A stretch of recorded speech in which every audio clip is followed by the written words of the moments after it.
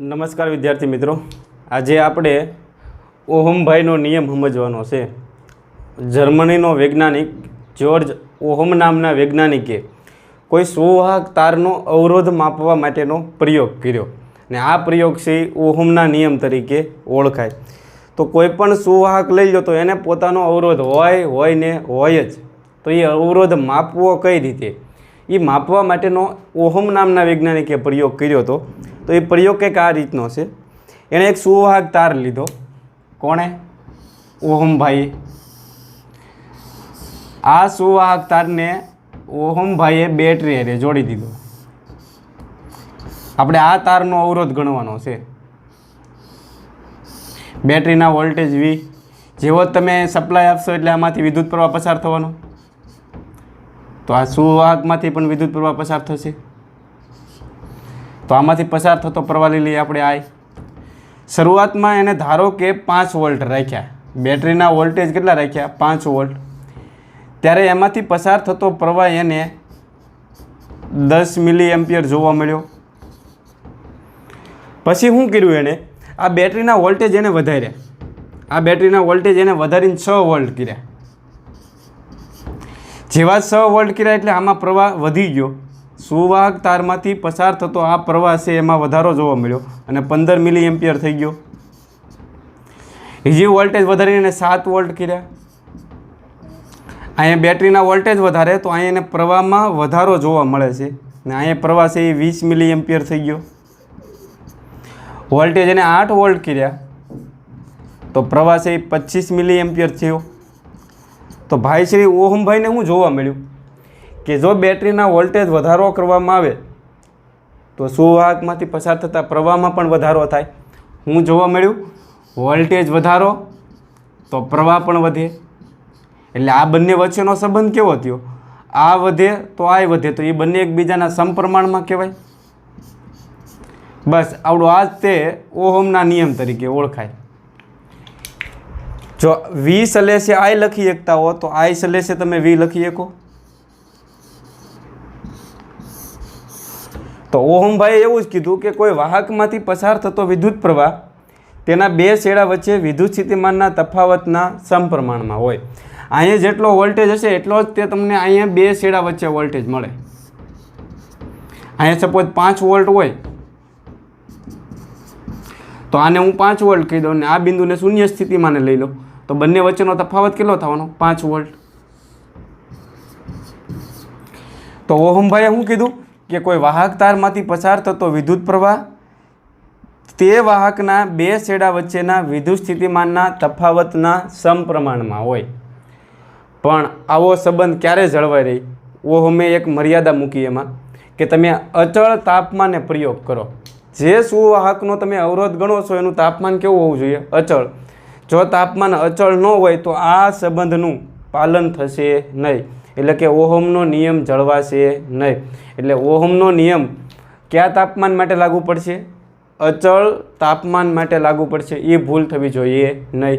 તો હવે આપણે ઓહમભાઈનો નિયમ લખીએ.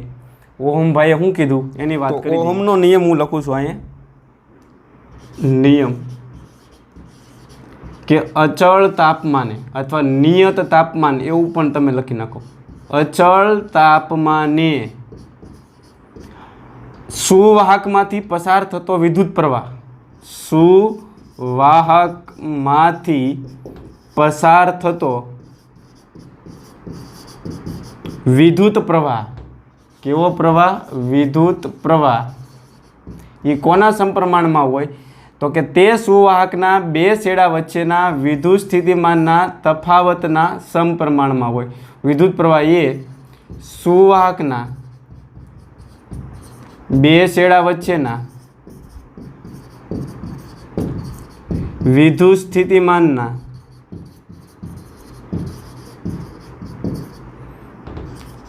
તફાવતના સમપ્રમાણમાં હોય છે. સમપ્રમાણમાં હોય છે, જે ઓહમના નિયમ તરીકે ઓળખાય. ફરીવાર આપણે વિધાન ક્લિયર કરીએ. અચળ તાપમાને સુવાહકમાંથી પસાર થતો વિદ્યુત પ્રવાહ એ સુવાહકના બે છેડા વચ્ચેના વિદ્યુત સ્થિતિમાનના તફાવતના સમપ્રમાણમાં હોય. તો ઓહમભાઈએ શું કીધું? તો ઓહમના નિયમ મુજબ વાહકમાંથી પસાર થતો વિદ્યુત પ્રવાહ એટલે કે I તે વાહકના બે છેડા વચ્ચેના વિદ્યુત સ્થિતિમાનના તફાવત એટલે કે Vના સમપ્રમાણમાં હોય છે. અચ્છા, તો I સલેશે V હોય તો V સલેશે I લખી શકો કે નહીં તમે? તો V સલેશે I લખી નાખો. હવે અહીં તમે સમપ્રમાણતા નીચેને દૂર કરો તો તમારે અચળાંક મૂકવો પડે ને અચળાંક તરીકે લઈ લઈએ આપણે R. ને R એટલે બીજું કાંઈ નહીં, સુવાહકનો અવરોધ. અવરોધ શું કામ ઉત્પન્ન થાય એ તમને ખબર છે કે વાહકમાં જ્યારે ઇલેક્ટ્રોન ગતિ કરતા હોય ત્યારે ધન આયનો સાથે અથડામણ થાય ને અથડામણને લીધે વાહકમાં અવરોધ ઉત્પન્ન થાય. તો આ અવરોધનું મૂલ્ય R છે એ કેટલું હોય? તો R ઇઝ ઇક્વલ ટુ સૂત્રનો કરતા બનાવી ગયો તો V/I થવાના. V/I. તો આ જે સૂત્ર છે એ ઓહમના નિયમ તરીકે ઓળખાય. સમીકરણ નંબર આપી દો 1. તો જ્યાં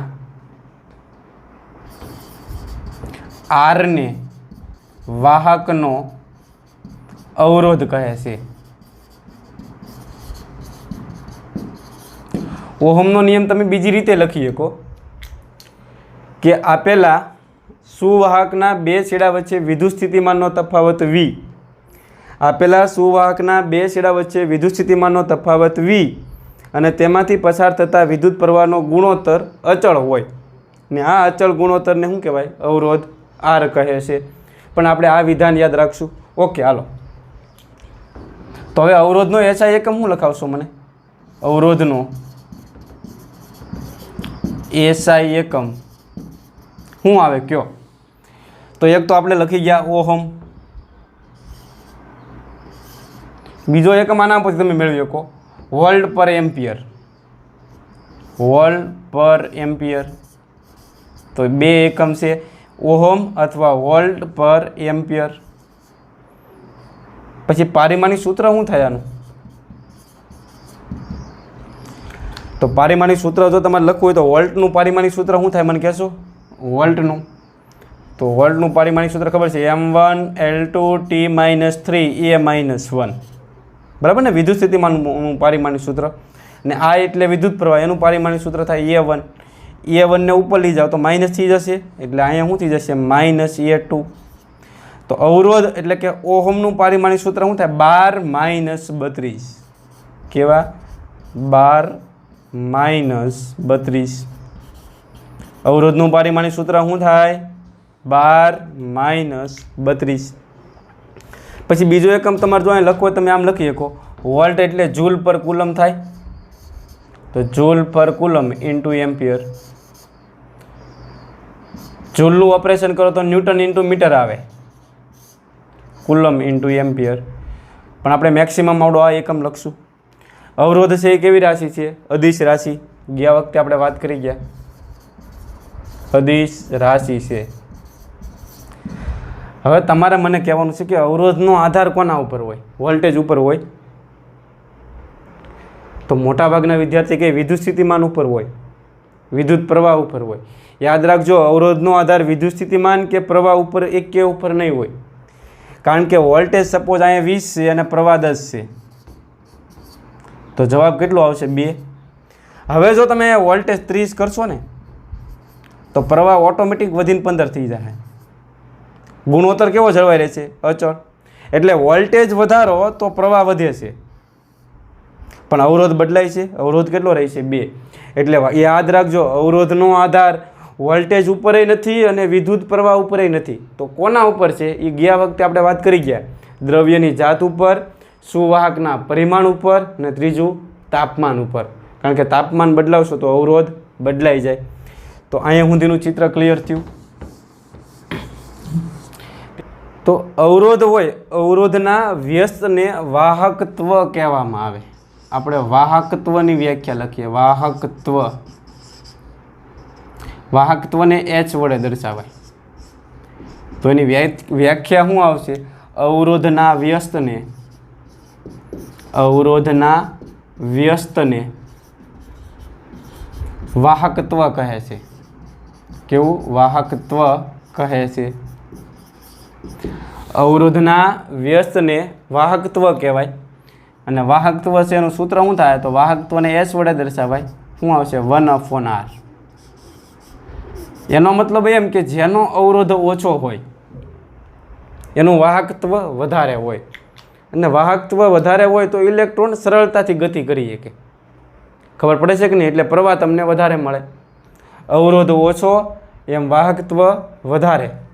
અને જો અવરોધ વધારે હોય, અવાહકો હોય, એનો અવરોધ ખૂબ વધારે હોય. એનો અવરોધ ખૂબ વધારે હોવાથી એનું વાહકત્વ કેવું હોય? ઓછું હોય. આઈડિયા આવે કે નહીં? સુવાહક હોય એનો અવરોધ હાવ ઓછો હોય એટલે એનું વાહકત્વ કેવું હોય? વધારે હોય. અને વાહકત્વ વધારે એમ હોય એમ વિદ્યુત પ્રવાહ તમને સરળતાથી મળી શકે. તો વાહકત્વનો એકમ શું થાય? તો વાહકત્વનો એસઆઈ એકમ. તો આ અવરોધ છે એનો એકમ શું થાય? ઓહમ. બરાબર ને? એક તો એક રહેશે અહીંયા. ઓહમને ઉપર લઈ જાઓ તો શું થાય? Ohm inverse. ખબર પડે છે કે નહીં? ઓહમને ઉપર લઈ જાઓ તો ઓહમ ઇન્વર્સ. તો વાહકત્વનો એસઆઈ એકમ શું થાય? Ohm inverse. Ohm inverse. અવરોધનો એકમ ઓહમ હોય તો વાહકત્વનો એકમ ઓહમ ઇન્વર્સ થાય. આ ઇન્વર્સ ન લખવું હોય તો આને ઉલટાવી નાખવાનું. હવે તમને ખબર છે આને શું કહેવાય? ઓહમ. તો આને ઉલટાવી નાખો એટલે કે આમ કરી નાખો તો આને પહેલાં લખવાનું, આને પછી લખવાનું, ને આને એની પછી લખો. ઓહમને ઉલટાવો તો અહીંયા ઉલટાઈ જશે. એમ પહેલાં આવી જાય, એસ પછી આવે, ઓ એની પછી આવે. તો આને છે ને મહો કહેવાય. શું કહેવાય? મહો. ને આને કહેવાય ઓહમ. તો આવડા જે વાહકત્વ છે એનો બીજો એકમ થાય મહો. આને શું કહેવામાં આવે છે? મહો. ઓહમ ઇન્વર્સ લખી શકો, મહો લખી શકો, અથવા ઓહમ ઇન્વર્સને બીજું કહેવાય સિમેન્સ. એટલે આપણે એસ વડે દર્શાવશું. હું સિમેન્સ. તો વાહકત્વના એકમો બહુ અગત્યના. ઓહમ ઇન્વર્સ, મહો અથવા સિમેન્સ. અથવા તમે બીજો એકમ પણ લખી શકો. તમને ખબર છે આર ભાળોના તમે શું લખી શકો? V/I લખાય કે નહીં? તો વીને અહીંયા રાખીને આઈ ઉપર જતા રહેવાના. તો I/V એટલે શું મળે તમને? વાહકત્વ. તો આનો એકમ થાય એમ્પિયર ને આનો એકમ થાય વોલ્ટ. તો જે એક એકમ થાય એમ્પિયર પ્રતિ વોલ્ટ. શું આવશે? એમ્પિયર પ્રતિ વોલ્ટ. આ એસને શું કહેવામાં આવે છે? સિમેન્સ. અહીંયા સુધીનું ચિત્ર ક્લિયર થયું. હવે વાહકત્વનું પારિમાણિક સૂત્ર કહે તો ઓહમનું પારિમાણિક સૂત્ર આવડું હશે. વાહકત્વમાં ઇન્વર્સ આવે ને ઇન્વર્સને લીધે આની નિશાની ઉલટાઈ જાય. તો વાહકત્વનું પારિમાણિક સૂત્ર શું થાય? M-1 L-2 T3 અને A2. અહીંયા પ્લસ સી આ માઇનસ થઈ જશે ને આ માઇનસ સી અહીંયા પ્લસ થઈ જાય. તો અહીં સુધીનું ચિત્ર ક્લિયર થયું. એક સ્ટેપ આગળ વધીએ. તમને એમ કે કોઈ સુવાહક છે એનો અવરોધ છે એ 5 ઓહમ છે તો એનું વાહકત્વ કેટલું હોય? તો આરામથી ગણી શકો. S = શું થાય? 1/r. R = કેટલા મૂકશો? 5. 1/5 એટલે 0.2. આનો એકમ શું આવે? Ohm inverse. અથવા તમે બીજું શું લખી શકો? મહો લખી શકો. ત્રીજું શું લખી શકો? સિમેન્સ લખી શકો. તો 3માંથી કોઈ પણ એકમ તમે લખી શકો. ઓકે, હાલો. હવે તમને એમ કહે કે કોઈ અવાહક છે એનો અવરોધ શૂન્ય છે, સોરી અનંત છે. અવાહક હોય એનો અવરોધ ખૂબ વધારે હોય એટલે કે હું અહીં ઇન્ફિનિટિવ લઈ લઉં તો એનું વાહકત્વ કેટલું હોય? અવાહકનો અવરોધ તમને અનંત આપે. બરાબર. અવરોધ અનંત હોય એટલે એમાંથી ઇલેક્ટ્રોન ગતિ જ ન કરી શકે. કેમ? ઓલો પાણીનો આખો ડેમ હોય એની આગળ તમે દિવાલ બાંધી દો તો પાણીનો પ્રવાહ જ નથી જવાનો આગળ, કારણ કે એને અવરોધ અનંત થઈ ગયો. એ જ રીતે અવાહકો હોય એનો અવરોધ અનંત હોય તો તમે મને કહેશો એનું વાહકત્વ કેટલું થાય? તો 1/r. r બરાબર કેટલા મૂકશો? ઇન્ફિનિટિવ. ને કોઈના છેદમાં ઇન્ફિનિટિવ એટલે જવાબ આવે 0. એટલે વાહકત્વ શૂન્ય થાય. ને વાહકત્વ શૂન્ય થાય એટલે મને કહેશો વિદ્યુત પ્રવાહનું નિર્માણ થશે નહીં. ઓકે. ત્યાર પછી તમને એમ કહે કે ઓહમના નિયમ માટે V વિરુદ્ધ I નો આલેખ દોરો. આ ઓહમનો નિયમ છે ને મિત્રો, યાદ રાખજો, સુવાહકોને જ લાગુ પડે છે, અર્ધવાહકોને લાગુ પડતો નથી. એ એની મર્યાદા આવી ગઈ, એ આપણે આગળ જોશું. પણ આપણે અત્યારે ઓહમનો નિયમ કોના માટે લાગુ પાડેલો છે? સુવાહક માટે. અહીં ગુજરાતીમાં લખ્યું, બરાબર? ઓકે, હાલો. તો ઓહમના નિયમ માટે V વિરુદ્ધ I નો આલેખ દોરવાનો કહે તો કઈ રીતે આવે?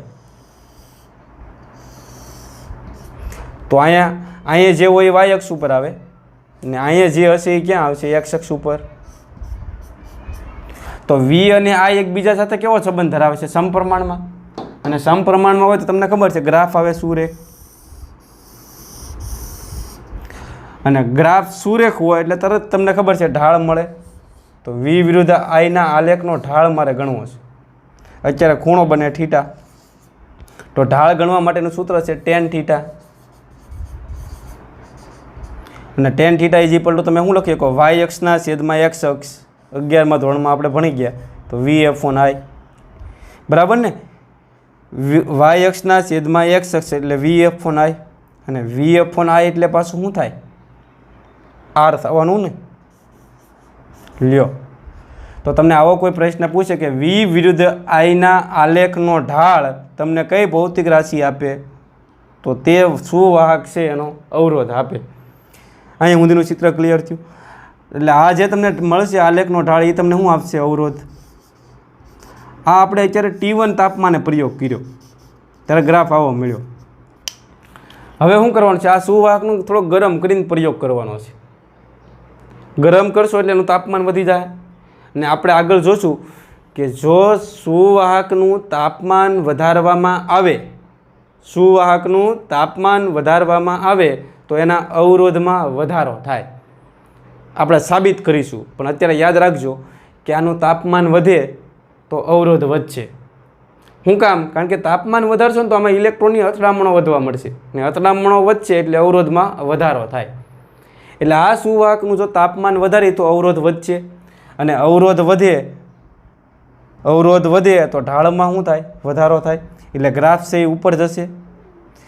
જો નીચે આવે તો ઢાળ ઘટ્યો એમ કહેવાય, અને ઉપર જાય તો ઢાળ વધે. જો તમે તાપમાન વધારી ગયો તો અવરોધ વધી જાય. આ મેં T2 તાપમાને પ્રયોગ કર્યો, તો અવરોધ પહેલાં હતો એના કરતાં વધી જશે, અને R2 થઈ ગયો. એટલે અત્યારે શું થયું? T1 મોટા છે કે T2? T1 કરતાં T2 વધારે છે. જો તાપમાન વધાર્યું હોત ને અવરોધ ઘટ્યો તો ગ્રાફ આમ આવત, પણ તાપમાન વધારો એટલે અવરોધ વધે છે. તો T1 તાપમાને અને T2 તાપમાને આપણે અવરોધ અને એના આલેખો બતાવ્યા. હવે તમને એમ કહે કે I વિરુદ્ધ V નો આલેખ દોરો. ધ્યાન અહીં રાખજો. તો I વિરુદ્ધ V નો ગ્રાફ કેમ થાય? તો નિયમ શું છે આવડું? અહીંયા જે હોય એ y અક્ષ ઉપર આવે, ને અહીંયા જે હોય એ x અક્ષ ઉપર આવશે. I અને V એકબીજાના સમપ્રમાણમાં છે એટલે ગ્રાફ તો આમ જ આવશે, સુરેખ. ને ગ્રાફ સુરેખ હોય એટલે તમને ખબર છે ઢાળ મળે. તો આનો ઢાળ ગણો તો ઢાળ બરાબર tan થીટા. ને બીજું સૂત્ર શું છે ઢાળનું? y અક્ષના છેદમાં x અક્ષ. તો y અક્ષ ઉપર શું છે I, અને x અક્ષ ઉપર શું છે V. હવે I/V એટલે શું થાય? જુઓ તો I/V એટલે તમને શું મળે? વાહકત્વ. તો અહીંયા તમને શું મળશે? આવડો આ ઢાળ છે એ તમને વાહકત્વ મળશે S1. T1 તાપમાને પ્રયોગ કરીએ. હવે થોડુંક તમારે વિચારવાનું છે કે જો હું તાપમાન વધારી તો અવરોધમાં શું થાય? સુવાહકોના અવરોધમાં વધારો થાય, અને અવરોધમાં વધારો થાય તો વાહકત્વમાં શું થાય? ઘટાડો થાય. તાપમાન વધારે એટલે અવરોધ વધશે, ને અવરોધ વધે એટલે વાહકત્વ ઘટે, ને વાહકત્વ ઘટે એટલે ગ્રાફ આમ જશે કે આમ આવશે? કારણ કે વાહકત્વ ઘટે તો ઢાળે ઘટે, એટલે ઢાળ ઘટે એટલે ગ્રાફ છે આમ આવશે. S2 આ T2 તાપમાને છે. T2 તાપમાન આપણે વધારેલું છે, અને T1 છે એ ઓછું છે. તો ક્લિયર થયું કે નહીં? અહીંયા અવરોધ વધવો જોઈએ તાપમાન વધે એમ, અને અહીંયા તાપમાન વધે એમ વાહકત્વમાં શું થવો જોઈએ? ઘટાડો થવો જોઈએ. તો આ હતા ઓહમના નિયમની માહિતી. તો વિદ્યાર્થી મિત્રો, આપણે અવરોધના કેટલા સૂત્ર મેળવ્યા એકવાર યાદ કરી લઈએ. અવરોધ R બરાબર एक तो ओहमનો નિયમ શું આવશે V/I, બીજું સૂત્ર આવશે ρL/A, ત્રીજું સૂત્ર આવશે ρA² ρV/A², બરાબર. ત્રીજું સૂત્ર આવશે ρL²/V. એની પછી એક સૂત્ર ભણી ગયા આપણે DρL²/M. તો અત્યાર સુધીમાં હજી એક સૂત્ર આવશે વાહકત્વના સ્વરૂપમાં 1/S, કારણ કે R S શું થાય 1/R, તો R શું થાય 1/S. ઓકે, તો હવે આપણે જે સમજવાનું છે એ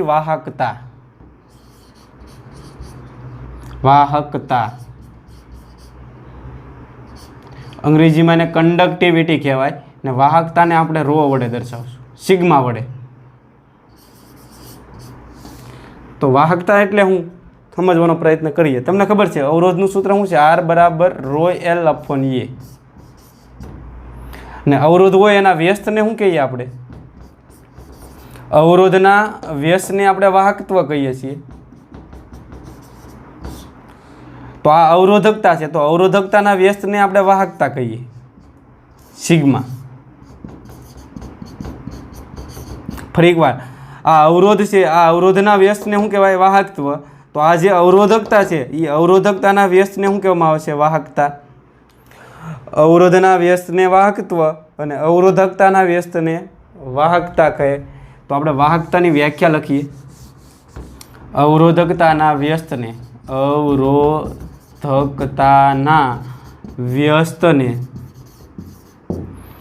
શું કહેવામાં આવે છે? વાહકતા કહે છે. અને તેનું સૂત્ર શું આવશે? સિગ્મા = 1/ρ. ઘણી વાર તમને આવો પ્રશ્ન પૂછે, વાહકતા ગુણ્યા અવરોધકતા, જવાબ શું આવે?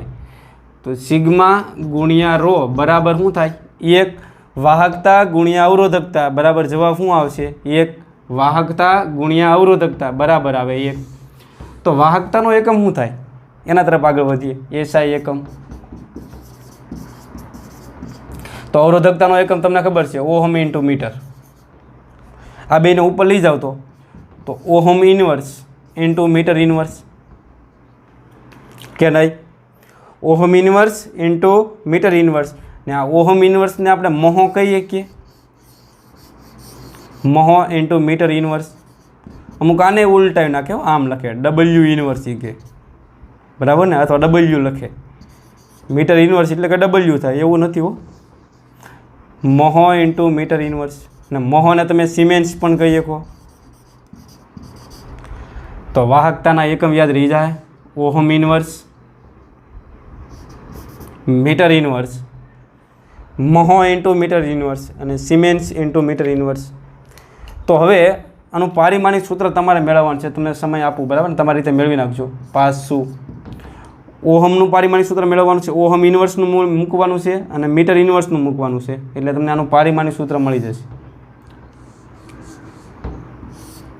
હવે તમને આવો પ્રશ્ન પૂછે, વાહકતાનો આધાર કોના ઉપર હોય?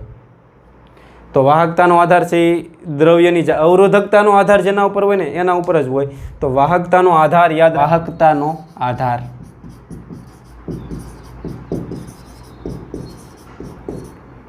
તો વાહકતાનો આધાર અવરોધકતા ઉપર હોય ને અવરોધકતાનો આધાર કોના ઉપર હોય? તો એક તો દ્રવ્યની જાત ઉપર. દ્રવ્ય બદલાવશો એટલે અવરોધકતા બદલાઈ જશે. અવરોધકતા એ દ્રવ્યનો ગુણધર્મ છે. જેમ અલગ અલગ દ્રવ્યની ઘનતા અલગ અલગ હોય એમ અલગ અલગ દ્રવ્યની અવરોધકતા પણ અલગ અલગ હોય. તો દ્રવ્ય બદલાય એટલે અવરોધકતા બદલાય, ને અવરોધકતા બદલાય તો વાહકતા બદલાય. ઓકે, બીજું છે તાપમાન ઉપર. તાપમાન બદલાવશો તો એ વાહકતા બદલાશે. અવરોધકતા અને વાહકતાનો આધાર, કાન ખોલીને સાંભળજો, અવરોધકતા અને વાહકતાનો આધાર સુવાહકના પરિમાણ ઉપર નથી હોતો. કારણ કે આ બંને દ્રવ્યના ગુણધર્મ છે. હું એમ કહું કે અહીંયા કોપરનો એક ટુકડો લઉં, આની લંબાઈ 10 સેન્ટીમીટર છે, અને એક બીજો ટુકડો લઉં, આની લંબાઈ 100 સેન્ટીમીટર છે.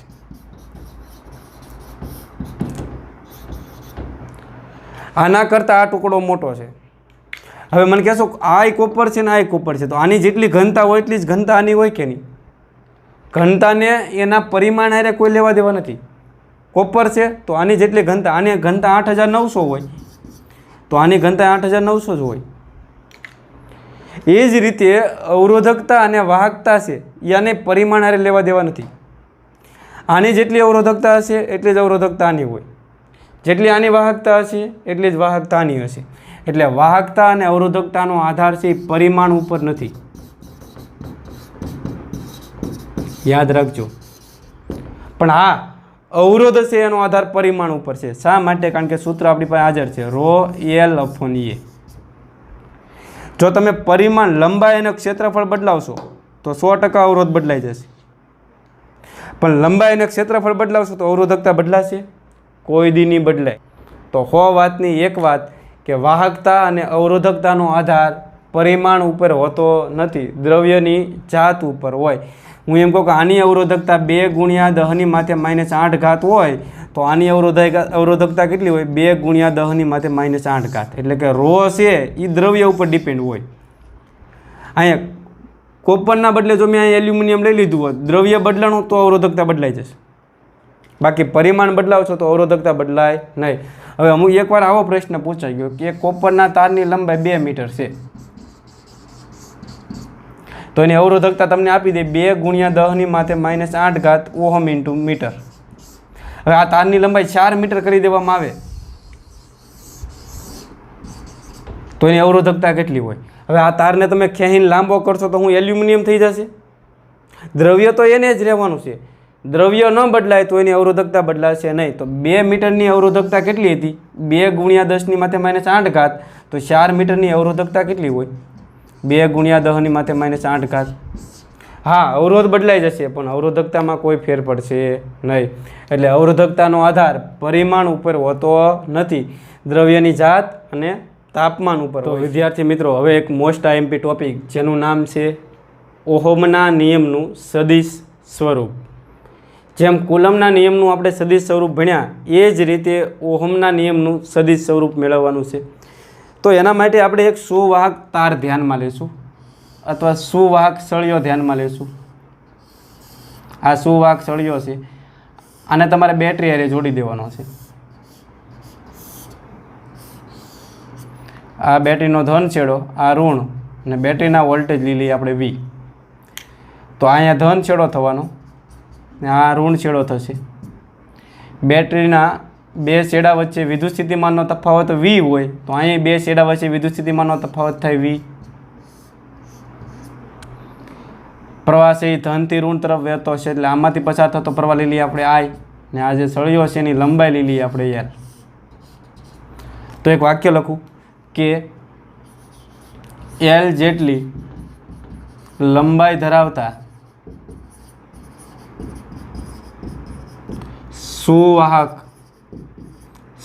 સુવાહક સળિયાને V વોલ્ટની બેટરી સાથે જોડતા તેમાંથી પસાર થતો વિદ્યુત પ્રવાહ I છે. તો ઓહમભાઈના નિયમ મુજબ, તો ઓહમના નિયમ મુજબ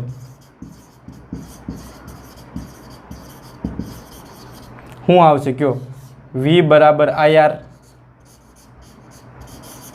R એટલે આ જે સળિયો છે એનો પોતાનો અવરોધ, તો V ના V, I ના I. R = શું થાય કયો? આ સળિયાનો મારે અવરોધ ગણવો હોય તો એનું સૂત્ર શું આવશે? ρl/A. L એટલે લંબાઈ ને A એટલે આડછેદનું ક્ષેત્રફળ. હવે V એટલે 2 છેડા વચ્ચે વિદ્યુત સ્થિતિમાનનો તફાવત. હવે તમને ખબર પડે છે આ છેડો ધન થયો ને આ છેડો ઋણ થયો તો અંદર વિદ્યુત ક્ષેત્ર પણ ઉત્પન્ન થવાનું. જુઓ, અહીં આપણે સતત બેટરી જોડેલી છે એટલે અહીં સતત વિદ્યુત ક્ષેત્ર ઉત્પન્ન થાય. તો વિદ્યુત ક્ષેત્ર આ દિશામાં હશે. તો હવે આપણે એક સૂત્ર ભણી ગયા કેપેસિટરમાં V = ED. તો અહીં 2 છેડા વચ્ચેનો વિદ્યુત સ્થિતિમાનનો તફાવત તો કેટલો છે? V. અંદર વિદ્યુત ક્ષેત્ર કેટલું ઉત્પન્ન થયું ઈ, ને આવડે આ જે બંને છેડા છે એનું અંતર કેટલું છે અહીંયા એલ, તો અહીંયા ડીની જગ્યાએ આપણે શું લખશું એલ, તો વી ભળો ત્યાં તમે શું લખી શકો ઈ ઇન્ટુ એલ, તો અહીંયા વીની જગ્યાએ હું લખી નાખું ઈ ઇન્ટુ એલ, બરાબર, આઈ ના આઈ, રો ના રો, એલ ના એલ, છેદમાં એ.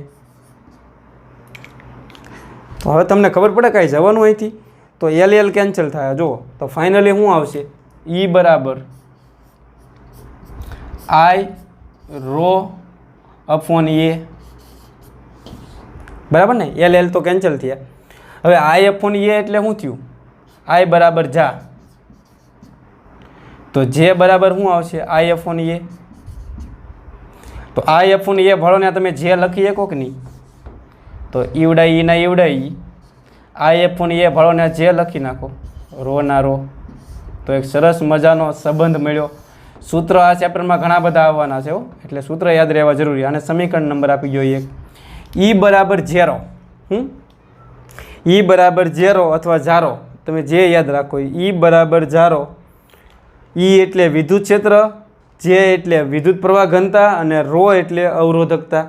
ઓકે, આ રોને બરાબરની આ બાજુ લઈ જાઓ, તો જે બરાબર શું થાય, રો બરાબરની આ બાજુ આવે તો 1 રો લખી શકો, બરાબર ને, ઈવડાઈ ના ઈવડાઈ. હવે અવરોધકતાના વ્યસ્તને પાછા આપણે શું કહીએ છીએ વાહકતા, તો 1 રો ઇઝ ઇક્વલ ટુ લખી શકો તમે સિગ્મા, ઈવડાઈ ના ઈવડાઈ. તો જે બરાબર સિગ્મા ઈ, આ સૂત્ર પણ તમારે યાદ રાખવાનું છે, ઈ બરાબર 0 અને જે બરાબર સિગ્મા ઈ. તો આ સૂત્રને તમે સદિશ સ્વરૂપે લખો તો સદિશ સ્વરૂપે લખતા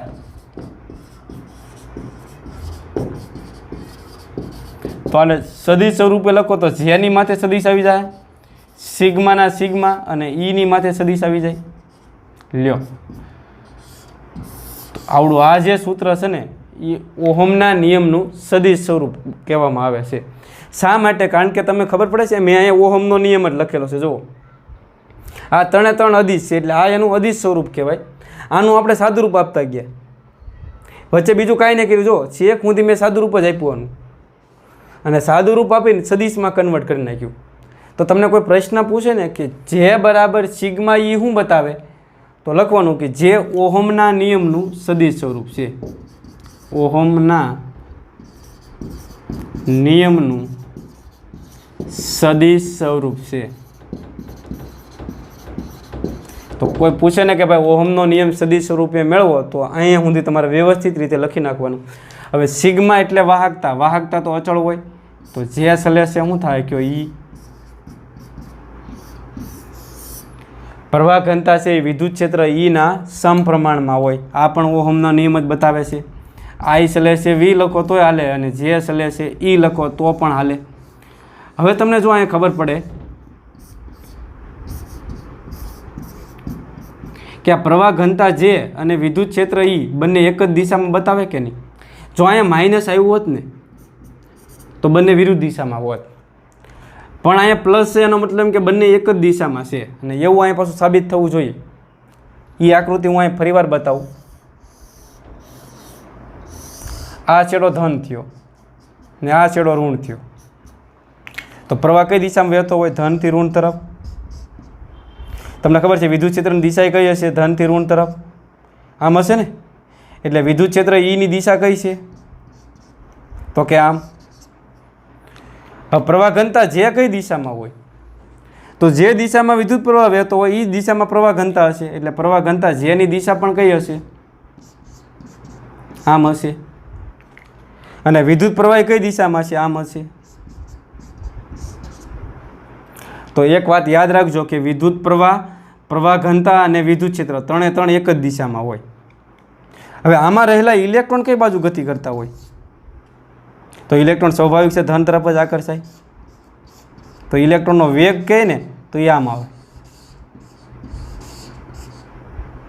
તો તમને કોઈ પ્રશ્ન પૂછે કે ઇલેક્ટ્રોનનો વેગ કઈ દિશામાં હોય, તો ઇલેક્ટ્રોનનો વેગ કોની દિશા, કઈ દિશામાં હોય, તો વિદ્યુત ક્ષેત્રની વિરુદ્ધ દિશામાં. એમ કહો તોય હાલે, વિદ્યુત પ્રવાહ ઘનતાની વિરુદ્ધ દિશામાં કહો તોય હાલે, અને વિદ્યુત પ્રવાહની વિરુદ્ધ દિશામાં કયો તોય હાલે. એટલે આ મુદ્દા યાદ રાખજો જે MCQમાં કામ આવે એવા છે. તો આ હતું ઓહમના નિયમનું સદિશ સ્વરૂપ. ને આ લેક્ચરને અંતે છેલ્લે કેટલાક MCQ તમને હું આપવાનો છું, બરાબર ને. ડિસ્પ્લે ઉપર સ્ક્રીન ઉપર તમને દેખાતા હશે, એ બધા જ MCQ સોલ્વ કરીને તમારે હોમવર્કની અંદર મોકલવાના છે. ન સમજાય તો મેસેજ કરીને અમને પૂછી શકો. તો આજનો લેક્ચર આપણે અહીંયા અટકાવીએ. આવતા લેક્ચરમાં ફરીવાર મળીશું. ત્યાં સુધી ગુડ બાય.